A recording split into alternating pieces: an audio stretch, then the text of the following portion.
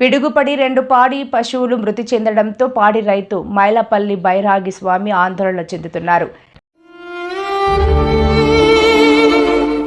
అనకాపల్లి జిల్లా నక్కపల్లి మండలం రాజయ్యపేట గ్రామంలో రాత్రి ఉరుములు మెరుపులతో భారీ వర్షానికి రాజయ్యపేట గ్రామంలో పిడుగుపడి 2 పాడి గేదెలు మృతి చెందాయి. పిడుగుపడి 2 పాడి పశువులు మృతి చెందడంతో పాడి రైతు మైలాపల్లి బైరాగి స్వామి ఆందోళన చెందుతున్నారు. రేడుపడి పశువుల విలువ 1,50,000 రూపాయలు అని, ప్రస్తుతం 2 పాడి గేదెలు మృతి చెందడంతో తన జీవనోపాధి కోల్పోయానని, పాడి పశువులు పాలు తీసుకుంటూ జీవనోపాధి సాగిస్తున్నానంటూ ఆ రైతు ఆవేదన వ్యక్తం చేస్తున్నారు.